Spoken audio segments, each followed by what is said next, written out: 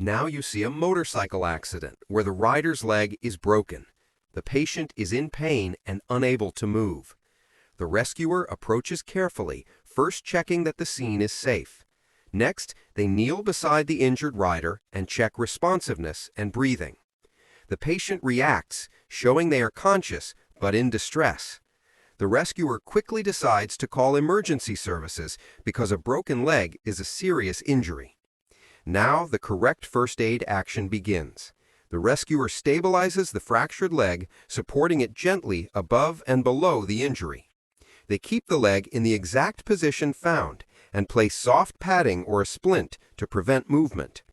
A clear internal view shows the broken bone inside, explaining why movement must be avoided.